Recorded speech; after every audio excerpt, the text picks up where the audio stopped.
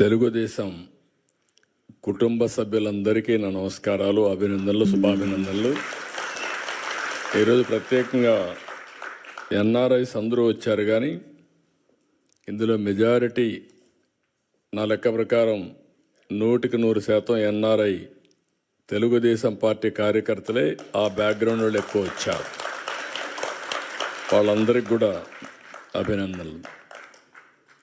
ఇప్పుడే ముగ్గురి స్పీచెస్ విన్నారు మీరు.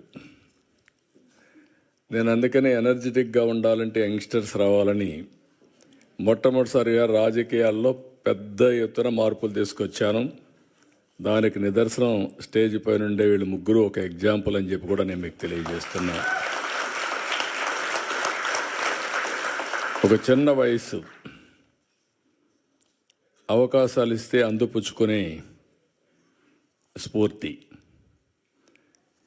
ఇక్కడ మీరందరినీ చూసినప్పుడు ఉదయం నుంచి మాట్లాడుతున్నా, ఎవరెవరు ఎక్కడెక్కడ నుంచి వచ్చారని. దగ్గర 12 దేశాలు ఇచ్చారు, ఇంకా ఎక్కువ ఉంటాయి, కానీ ఇక్కడ ఉండేవాళ్ళు 12 దేశాలు ఉన్నారు.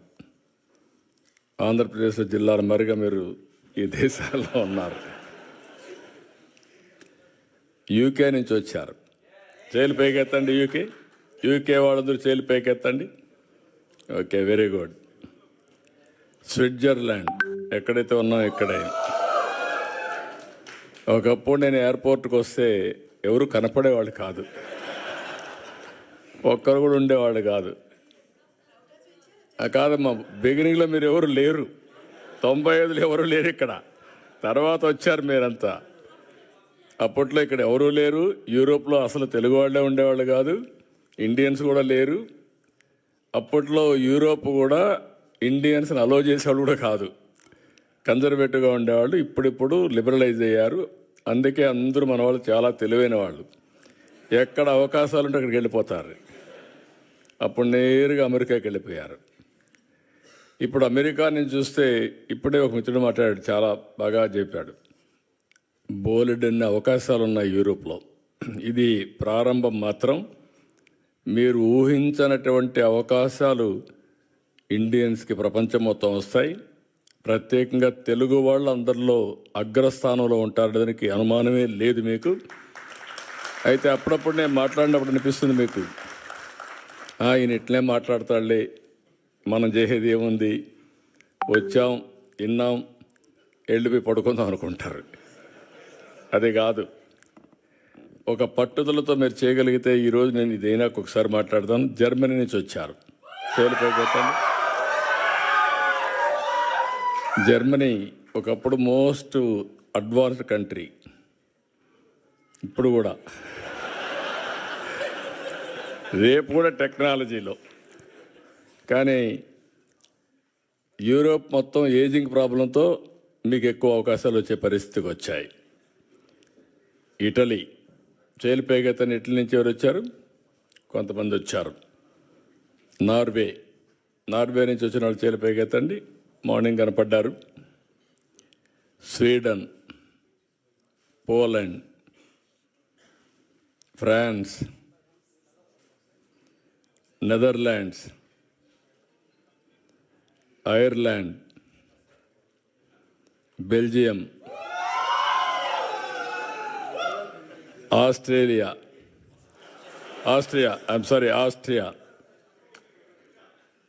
ఉన్నావు. లేకపోతే చాలా కొరతగా ఉంటుంది.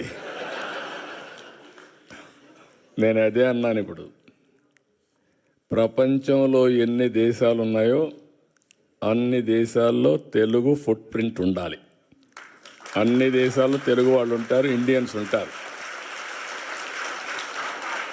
అది సాధ్యం. ముందు ఆ విశ్వాసం మీకు వస్తే ఇది ఎట్టి పరిస్థితుల్లో కూడా జయప్రదం అవుతుంది.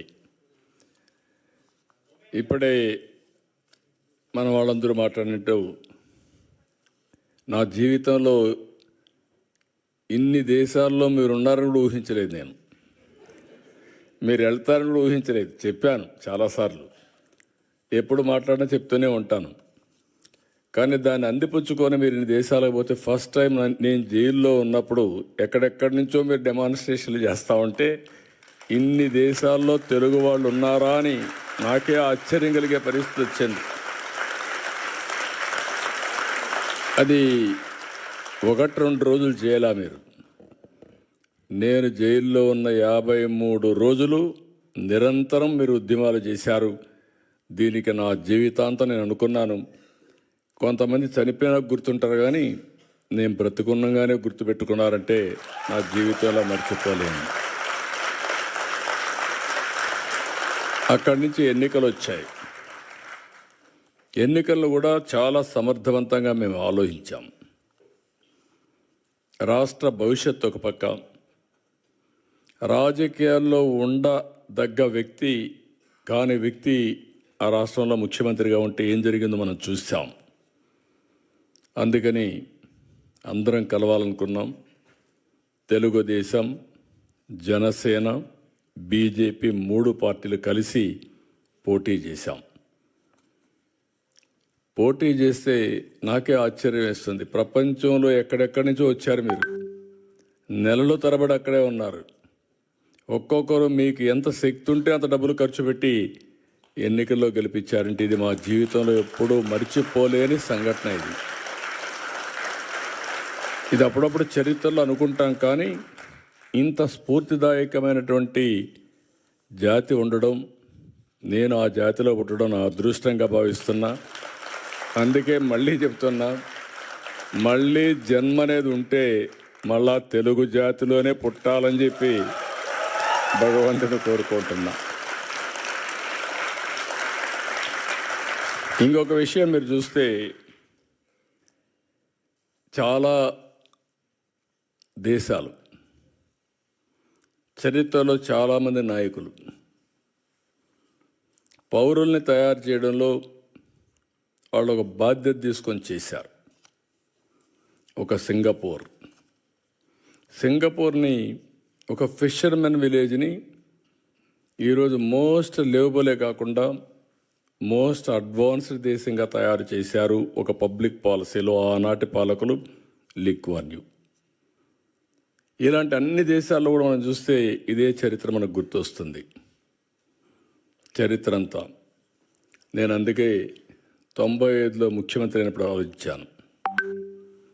మన రాష్ట్రం అంతా ఆంధ్రప్రదేశ్ అంటే వ్యవసాయం, అక్కడికక్కడే వ్యవసాయం చేసుకుంటూ అదే పనుల్లో ఉండేవాళ్ళం.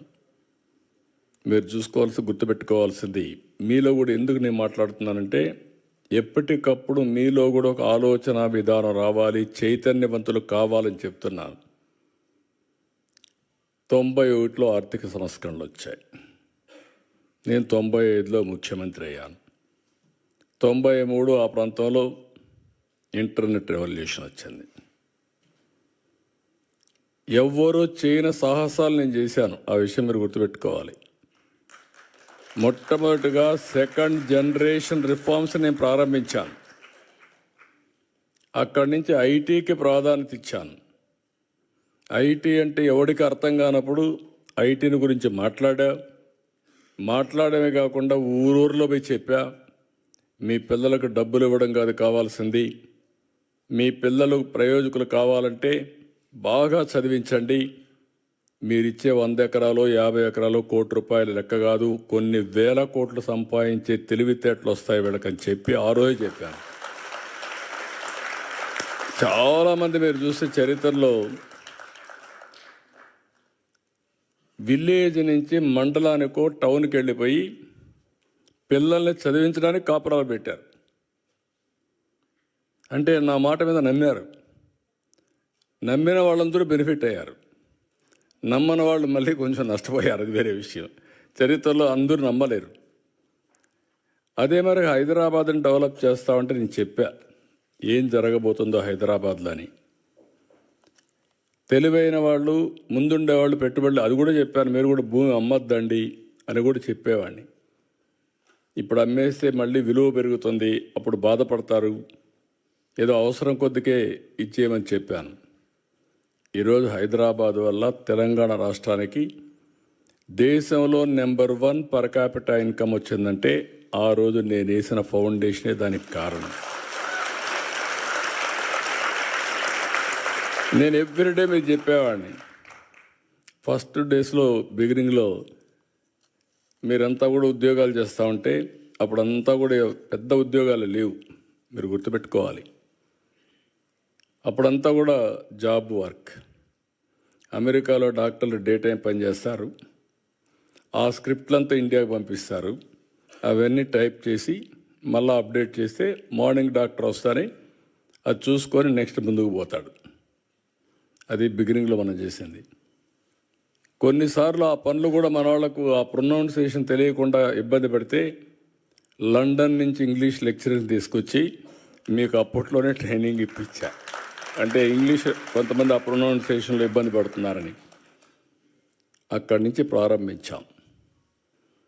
నేను ఎవ్రీడే చెప్పేవాడిని, మీరు ఉద్యోగం చేయడం కాదు, మీరు ఉద్యోగాలు ఇచ్చే స్థాయికి ఎదగాలి, జాబ్ సీకర్ కాదు జాబ్ ప్రొవైడర్గా తయారు కావాలని ఎప్పుడు చెప్పేవాడిని. అంటే ఆంటర్ప్రెన్యూర్స్ కావాలని నేను చెప్పడమే కాదు, ఒక 40-50 మంది ఆంటర్ప్రెన్యూర్స్ని నాతో తీసుకెళ్ళి ప్రపంచం మొత్తం వాళ్ళకు చూపించి రౌండ్ టేబుల్ కాన్ఫరెన్స్లు పెట్టేవాడిని. ఆ దేశంలో ఉండే ఆంటర్ప్రెన్యూర్స్ని పిలిపించి వాళ్ళకు నెట్వర్క్ చేసి ఎంఓయూలు కానీ లేకపోతే అనేక విధాలుగా అనుసంధానం చేస్తే ఈరోజు నేను గర్వంగా చెప్పగలుగుతున్నా, సెకండ్ జనరేషన్ ఆంటర్ప్రెన్యూర్స్ దానికి చిరునామా తెలుగు రాష్ట్రాలంటే ఆ రోజు చేసిన ఫౌండేషనే. ఇప్పుడే మా ఆడబిడ్డ చెప్తా ఉంది, ఆ రోజు చదువుకోవాలంటే ఆడపిల్లలు చదివించేవాళ్ళు కాదు తల్లిదండ్రులు. నేను ఎవ్రీడే సవాలుగా తీసుకొని చెప్పేవాడిని, మగపిల్లవాడైనా ఆడపిల్లైనా బాగా చదివించండి, మీకు ఇది ఒక పెద్ద ఆస్తి, వివక్షత చూపించద్దని ఎవ్రీడే చెప్పేవాడిని. చెప్పడం కాదు, నేను ఒక పాలసీ తీసుకొచ్చాను. కాలేజ్ సీట్లలో ఉద్యోగాల్లో 33% ఆడబిడ్డలకు రిజర్వేషన్లు పెట్టాను. మొత్తం అప్పుడు పెడితే చాలామంది నన్ను అడిగారు, 33% పెట్టారు, ఇప్పుడు వాళ్ళు 60% వస్తారు, మెరిట్లో కూడా కొన్ని వస్తాయి, మీకు 40 వస్తాయి మగవాళ్ళు అంటే బ్యాక్లాగ్ ఉందిలే, అదన్నీ ఫిలప్ కావాలి, ఆ తర్వాత చూద్దాం మీ కథ అని చెప్పి చేశాను. అదే మాదిరిగా రాత్రుల్లో కూడా ఆడబిడ్డలు పని చేయగలుగుతారని నిరూపించి ఐటీ దీనికి 24/7 కింద పెట్టి ప్రత్యేకంగా సెక్యూరిటీ కూడా పెట్టి మీకు పని చేయించాం. ఇప్పుడు ఏ ఐటీ కంపెనీకి పోయినా నేను అప్పుడప్పుడు కంపేర్ చేస్తూ ఉంటాను, మీలో కూడా ఉంటారు.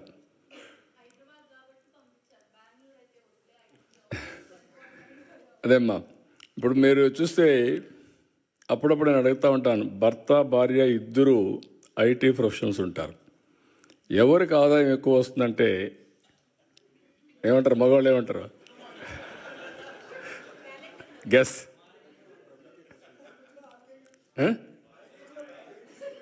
అని కూడా కాదు. మన ఆడవాళ్ళని మనం సరిగా అంచనా వేయలేదు, కానీ there is a theory, right brain left brain. Go and ask your ChatGPT. Ladies are more intelligent than men. It is established fact. మనం నమ్మినా నమ్మకపోయినా అది వాస్తవం. అందుకే ఇవన్నీ నేను ప్రమోట్ చేసినప్పుడు నాకు అనిపించింది చాలా, ఇప్పుడు ఎక్కడికి పోయినా కూడా ఇంకొక ఇది కూడా ఉంది, మీకు గుర్తుపెట్టుకోవాలి, మీరు కూడా ఫాలో కాలేదనుకుంటున్నాను నేను, అయితే ప్రమాదం. డబ్బులు వచ్చాయి, ఇద్దరు కూడా ఉద్యోగాలు చేస్తున్నారు, double income, no kids, let us enjoy. అందుకే ఇప్పుడు యూరోపే కాదు, అన్ని దేశాల్లో కూడా పాపులేషన్ ప్రాబ్లం వచ్చింది, ఏజింగ్ ప్రాబ్లం వచ్చింది. Can you believe? జపాన్ లాంటి దేశం ఇండియా నుంచి మ్యాన్ పవర్ పంపించమని ఫస్ట్ టైం అడుగుతున్నారు. జర్మనీ లాంటి దేశంలో ఇండియన్స్ని యాక్సెప్ట్ చేసి కొంతమంది మనుషులు కావాలని అడిగే పరిస్థితికి వచ్చారు. అంటే ఏదైతే సరైన సమయంలో నిర్ణయం చేయలేకపోయారో దానివల్ల ఆ దేశాలు ఈరోజు మీరు చూస్తే సంపద సృష్టించారు, టెక్నాలజీ ఉంది, అగ్రదేశాలు. మనుషులు లేకపోతే ఎవరికోసం దీనికి ఎవరు ఎంజాయ్ చేస్తారు? That is the stage today. India is very fortunate. 2047కి ఇండియా నాకు ఏం అనుమానం లేదు, ప్రపంచంలోనే నెంబర్ 1 కానీ నెంబర్ 2 కానీ తయారవుతున్నాం. ఒకప్పుడు నేను ఎక్కడికి పోయినా జూయిష్ అని చెప్పేవాళ్ళని. జూయిష్ ఉన్నారు, ఈ ఊర్లో ఒకరు ఉంటారు, లేకపోతే 2 ఉంటారు, ఊరంతా వాళ్ళే కంట్రోల్ చేస్తూ ఉంటారు. దానికి కారణం రాజకీయ విరాళాలు ఇస్తారు, లేకుంటే చారిటీ చేస్తారు, అందువల్ల వాళ్ళకి మంచి పేరుంది. మీరు ఎప్పుడైనా ఒక రోజున వాళ్ళని క్రాస్ చేయాలని చెప్పేవాడిని. ఇప్పుడు ఐఎమ్ ప్రౌడ్ టు సే ప్రపంచం మొత్తం పర్ క్యాపిటల్ ఇన్కంలో జూయిష్ కంటే ఎక్కువ ఇండియన్స్కి వస్తూ ఉంది. అందులో తెలుగు వాళ్ళు అగ్రస్థానంలో ఉన్నారు. ఇంకా వెల్త్ క్రియేషన్లో ఇంకా ముందుకు పోవాలి, అది కూడా అవుతాం, నాకేం డౌట్ లేదు దాంట్లో. ఎందుకంటే జూయిష్ పాపులేషన్ అంతా 1,20,00,000, ఇండియా పాపులేషన్ 145 కోట్లు ఇప్పటికి, తెలుగు వాళ్ళ పాపులేషన్ 10 కోట్లు. తెలుగు వాళ్ళు ఒక 3-4 కోట్లు ప్రపంచం అంతా వెళ్ళిపోతే ఒక 2 కోట్లు ఇంకా మీరు ప్రపంచాన్ని అంతా మీరే దున్నేస్తారు, నాకేం అనుమానం లేదు. ఇప్పుడే అంటున్నాడు రామ్మోహన్ అని, మీరు తిరిగి వచ్చేయండి అని. అదే మరి లోకేష్ గారు అన్నారు, మీరు వచ్చేసి డెవలప్ చేయాలని. నేను రమ్మనడం లేదు మిమ్మల్ని ఇక్కడే ఉండమంటున్నా, ఇంకా ఎక్స్పాండ్ కావాలని కోరుకుంటున్నా. నా విజన్కు వాళ్ళ విజన్కు అదే వ్యత్యాసం. నేను అనేది ఏంటంటే గ్లోబల్ లీడర్స్ కావాలనుకున్నా. ముందు global citizens, global leaders. Distance is not the criteria. మీరు స్విట్జర్లాండ్లో కూర్చోండి, డెన్మార్క్లో కూర్చోండి, జర్మనీలో కూర్చోండి, ఆంధ్రప్రదేశ్ అభివృద్ధి చేయాలంటే ఫోన్ తీసుకుంటే పని అయిపోతుంది. అది ఈరోజు మన పరిస్థితి. అందుకే నేను ఇచ్చిన పిలుపు ఏంటంటే తెలుగు వాళ్ళందరూ ప్రపంచం అంతా ఉండాలి. కర్మభూమికి మీరు సహకరించాలి. మళ్ళీ చెప్తున్నా, మీరు ఎక్కడున్నారో అది కర్మభూమి. అవకాశాలు ఇచ్చింది మీకు. ఇచ్చినప్పుడు ఇక్కడ కర్మభూమికి మీరు పట్టించుకోకపోతే మీ మీద అసూయ వస్తుంది, అది కరెక్ట్ కాదు. అదే సమయంలో మీకు అవకాశాలు ఇవ్వడానికి మీకు అవకాశం కల్పించింది జన్మభూమి, మీ స్వగ్రామం. 2 కూడా బ్యాలెన్స్ చేయాలని మరొక్కసారి మిమ్మల్ని అందరినీ కోరుకుంటున్నా. చేస్తారని చెప్పి కూడా నేను ఆశిస్తున్నా. ఇది ఒక పద్ధతి ప్రకారం మనం పెట్టుకోగలిగితే ఏదైనా సాధ్యం. ఇక్కడ ఈరోజు నేను మాట్లాడినప్పుడు చూశాను, ఇక్కడ ఉండే వాళ్ళల్లో ఎంతమంది ఆంట్రప్రెన్యూర్స్గా ఉన్నారో చేతులు పైకెత్తండి. ఆంట్రప్రెన్యూర్స్, ఓకే. ఎంతమంది ప్రొఫెషనల్గా ఉద్యోగాలు చేస్తున్నారు చేతులు పైకెత్తండి. ఓకే. ఎంతమంది ఇంట్లో 2 ఉంటే భార్యాభర్త ఉద్యోగాలు చేస్తున్నారు, వాళ్ళు పైకెత్తండి.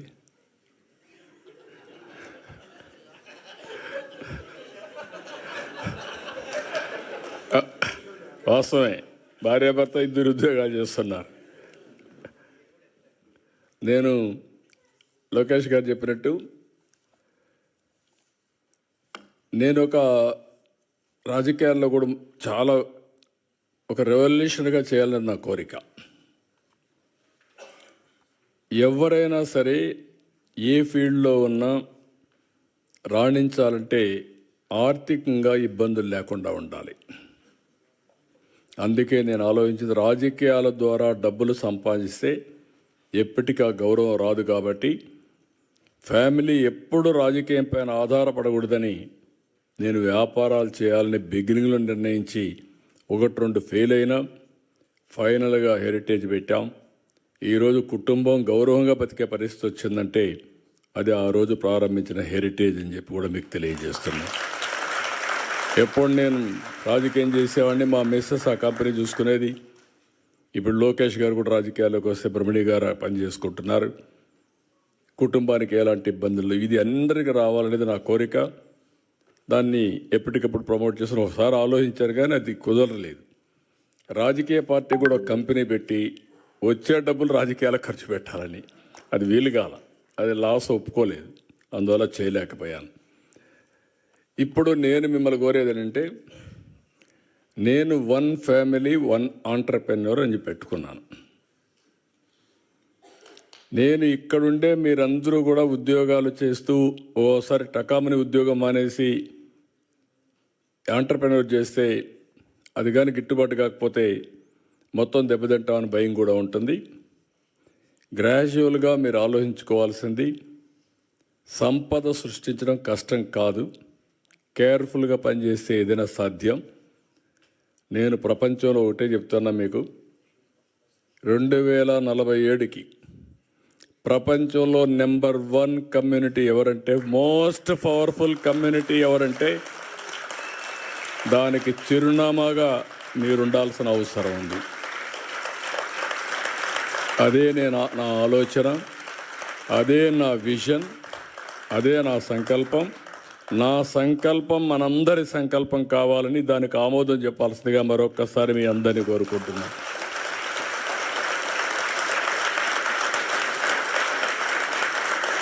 ఒక వ్యవసాయం చేసే కుటుంబం నుంచి వచ్చాం. ఏమీ లేకుండా కూలి చేసుకునే కుటుంబాల నుంచి వచ్చాం. ఈరోజు ప్రపంచం ఎక్కడ పోయినా అక్కడ రాణించే పరిస్థితికి వచ్చాం. ఈ స్థాయి నుంచి ఇంకొక స్థాయికి పోవడం పెద్ద కష్టం కాదు, ఇది మీరు దృష్టిలో పెట్టుకోండి. అదే సమయంలో నేను దీని నెట్వర్కింగ్ కూడా, ఐఎమ్ వెరీ హ్యాపీ. ఇప్పుడు కొన్ని ఎగ్జాంపుల్స్ కూడా మన వాళ్ళు చెప్పారు. నేను ఆ రోజు చూశాను, మీ బలం చూశాను. ఉక్రెయిన్ వార్ డిక్లేర్ చేశారు. డిక్లేర్ చేస్తే ఏం చేయాలని ఆలోచించాం. గవర్నమెంట్ పట్టించుకోవడం లేదు, కేంద్రం చేయాల్సిన పనులు చేస్తున్నారు. తెలుగు వాళ్ళు చాలా ఎంటర్ప్రైజింగ్ కమ్యూనిటీ, ఎక్కడ అవకాశాలు ఉన్నాయంటే అక్కడికి వచ్చేస్తారు. యుక్రెయిన్లో MBBS సీట్లు చాలా కాస్ట్ ఎఫెక్టివ్, మెజారిటీ ఇక్కడికి వచ్చేసారు. ఒకరిని చూసి వచ్చేసారు. ఆ రోజు చూస్తే చాలా భయంకరమైన సిచ్యువేషన్. అప్పుడు నేను పిలిపించారు, రవి ఇక్కడ, NRT రవి ఇక్కడే ఉన్నాడు. ఆయన్ని పిలిపించి అందరితో మాట్లాడి మా దగ్గరుండే నెంబర్లన్నీ తీసుకొని ఒక మెసేజ్ ఇచ్చాం. టోటల్ యూరోప్లో ఉండే వాళ్ళందరూ వచ్చి సొంత డబ్బులు ఖర్చు పెట్టుకొని మన వాళ్ళందరినీ తిరిగి ఇండియాకు పంపించే వరకు పనిచేశారంటే అది తెలుగు జాతి స్ఫూర్తి, మీ కమిట్మెంట్. అది నేను ఒక పైలట్ ఒక మాట చెబితే బ్రహ్మాండంగా చేశారు. కానీ ఒకసారి మోటివేట్ చేస్తాం కానీ, ఇన్స్పిరేషన్ ఇస్తాం కానీ, చేసేవాళ్ళు కూడా ఉండాలి. అంటే మీకు ఒక సామాజిక స్పృహ కాకుండా మళ్ళీ ఎక్కడి నుంచి వచ్చారో ఆ రూట్స్ మర్చిపోకుండా గుర్తుపెట్టుకున్నారంటే చాలామంది మర్చిపోతాం. మీలో కూడా ఒకరిద్దరు ఉంటారు, నాకేంటి, నాకేమొచ్చింది, ఎవరేం చేశారు, నేనే పైకి వచ్చాను అనుకుంటారు. కానీ నేను ఆ రోజు ఇంజనీరింగ్ కాలేజీలే ప్రారంభించకూడదు అనుకొని ఉంటాను అనుకోండి, ఏమయ్యేది? అవునా కాదా? That is the vision I have given. దానికి నేను మీ ఫైల్స్ మోసకపోయాను, మీరు గుర్తుపెట్టుకోవాలి. అంటే ఒక ఇంజనీరింగ్ కాలేజ్ ఫైల్ తీసుకొని, ఒక మెడికల్ కాలేజ్ ఫైల్ తీసుకొని, నాకేం అవసరం లేదు ఢిల్లీలో, వాళ్ళ దగ్గరికి పోయి వాళ్ళకు భోజనం పెట్టి డిన్నర్లు ఇచ్చి అడుక్కొని మీరు మాకు ఇవ్వండి ఇవి అని చెప్పారు. ఎందుకంటే ఫ్యూచర్ చూశాను కాబట్టి ఆ రోజు మీకు చేశాను అవన్నీ. రెండోది, మీరు చూస్తే ముఖ్యమంత్రులు అంటే పెత్తందారులుగా ఉంటాం. నేను బిల్ గేట్స్ని కలవాలా, నేను ఫోన్ చేసి అడిగాను అంబాసిడర్ని, chief minister I want to meet him అని. ఆయన ఎవరిని కలవడం లేదండి, మిమ్మల్ని కూడా కలవడు, రాజకీయ నాయకులతో నాకేం పని లేదంటున్నాడు అన్నారు. లేదు నాకు పని ఉంది ఆయనతో, ఒక 10 నిమిషాలు ఇమ్మనండి అన్న. సరే అవసరమైతే మీరు రండి, కాక్టైల్ పార్టీ ఉంది, అందులో జాయిన్ కామన్నారు. నేను వచ్చి కాక్టైల్ పార్టీకి వచ్చి నెక్స్ట్ డే పేపర్లో హెడ్లైన్స్ వేసి ఈయన కూడా పార్టీలో చేరిపాడని. కరెక్ట్ కాదండి, ఓన్లీ 5-10 మినిట్స్ కావాలని చెప్పి అడిగాను, ఇచ్చాడు. దానికి 3 రోజులు ప్రిపేర్ అయ్యాను. ప్రిపేర్ అయ్యి విజన్ డాక్యుమెంట్ విజన్ చేసి ఒకటే మాట చెప్పాను నేను ఆయనకి. నా దగ్గర కూర్చున్నాడు ఇదే మరిగా. 5 మినిట్స్ అన్నారు. నేను స్టార్ట్ చేస్తే ఆయన ఇంకేమీ అబ్జెక్షన్ చేయలేదు. 45 మినిట్స్ వి స్పెంట్. అప్పుడు నేను విజన్ ఇచ్చాను, what is India, what is the strength of India in technology అని. ఈ ఎంటైర్ అగ్రీడ్ విత్ మీ. నేనేం చేయాలి మీకు అన్నాడు. మీరు ఏమీ చేయక్కర్లేదు, మీ మైక్రోసాఫ్ట్ కంపెనీ హైదరాబాద్లో పెట్టమని అడిగా ఆ రోజు. అప్పట్లో ఎవరు అడగరు, ఓన్లీ సియాటల్లో ఉంది. ఎందుకంటే మైక్రోసాఫ్ట్ వస్తే ప్రపంచం అంతా అనుకుంటారు హైదరాబాద్లో ఏమీ లేకపోతే వచ్చాడు మైక్రోసాఫ్ట్ పెట్టాడని చెప్పి. అన్ని కంపెనీలు వస్తాయి. ఫ్లాగ్షిప్ కంపెనీ చెప్పి ప్రయత్నం చేశాను, జయప్రదమయ్యాను. ఈరోజు గర్వంగా చెప్తున్నా, ఆ మైక్రోసాఫ్ట్ హైదరాబాద్కు వచ్చింది కాబట్టి తెలుగు బిడ్డ నాదెళ్ల సత్య సీఈఓగా తయారయ్యాడు ఆ కంపెనీకి. That is the elevation, that is the spirit. ఇది ఒక్కొక్కరికి కోరికలు పుడతా ఉంటాయి. నేను ఇంజనీరింగ్ కాలేజీలు కడితే ఎవ్రీ రెవెన్యూ డివిజన్లో ఆ engineering college building biggest building అది. అది చూసి నేను కూడా ఈ కాలేజీలో చదువుకోవాలని చదువుకున్నవాడు మీలో కూడా చాలామంది ఉంటారు. అలాంటి స్ఫూర్తిదాయకమైన కాలేజీలు మనం కట్టాము, అన్ని లాభాలు వచ్చాయి. ఇప్పుడు నేను మిమ్మల్ని కోరేది ఏంటంటే, ఇక్కడి నుంచి నెక్స్ట్ స్టెప్కు మనం వెళ్దాం. ఇప్పుడే లోకేష్ గారు చెప్పినట్టు overseas manpower company Andhra Pradesh, Sita శర్మని ఒక అమ్మాయిని తీసుకొచ్చి సీఈఓగా పెట్టారు. స్ట్రెంగ్తన్ చేస్తాం. ఎన్ఆర్టీ రవి కూడా ఇక్కడే ఉన్నాడు. ఒక్కొక్క దేశంలో ఒక ఎన్ఆర్టీ మొత్తం కూడా మీరు మొబిలైజ్ చేసి లీడర్స్గా ఉన్నారు. తెలుగుదేశం పార్టీ ఎన్ఆర్ఐ వాళ్ళు ఎన్ఆర్ఐలో ఉంటారు. ఎన్ఆర్టీలో కూడా మీరు ఉండి ఎన్ఆర్టీని బలపరిస్తే గవర్నమెంట్ పరంగా వచ్చినప్పుడు, ఇప్పుడు నేను కూడా ఒక పక్క ముఖ్యమంత్రిని, ఒక పక్క పార్టీ అధ్యక్షుడిని, ఈ 2 బాధ్యతలు నిర్వహించినప్పుడు that is political governance. Political mandate తీసుకున్నాను, ముఖ్యమంత్రి అయ్యాను. పార్టీ అధ్యక్షుడిగా నేను హామీలు ఇచ్చాను, అవి నెరవేరుస్తాను. పార్టీ కార్యకర్తలు మీరందరూ కూడా పార్టీకి సపోర్ట్ చేసిన వాళ్ళే. మీ రుణం తీర్చుకోవాలి. తగిన విధంగా ప్రతి ఒక్క రుణం తీర్చుకోవడానికి నేను అన్ని విధాల ప్రయత్నం చేస్తున్నాను. అది వచ్చినప్పుడు ఎన్ఆర్టీ ఉంటుంది, ఎన్ఆర్ఐ ఉంటుంది. మూడోది, ఈ 2 చేసిన తర్వాత ఏ విధంగా మిమ్మల్ని ప్రమోట్ చేయాలని ప్లానింగ్ చేయాలి, ఎంపవర్ చేయడానికి. ఎప్పుడు కూడా నిరంతరం ఒక పని జరిగిందంటే ఆ పని చూసుకొని మీరు ఆనందపడిపోతే మీరు అక్కడే ఉంటారు. తూతూగా అంటే ఇన్ ది సెన్స్, ఒక అవకాశం వచ్చింది, ఉపయోగించుకున్నారు, అక్కడికే సాటిస్ఫై అయితే కరెక్ట్ కాదు. అట్లా కాకుండా మనం పవర్ఫుల్ కమ్యూనిటీ, పవర్ఫుల్ వ్యక్తులు కావాలంటే నిరంతరం ఆలోచించాలి, శ్రమ చేయాలి. నేను అందుకే రాత్రి కూడా ఒక అర్ధగంట నాకు టైం దొరికితే రామ్మోహన్ నాయుడు కూడా గట్టిగా చెప్పాను, నేను చెప్పాలని చెప్పా. ఫ్లైట్లో వచ్చాడు. ఫ్లైట్లో వస్తే 1 గంట చెప్పాను,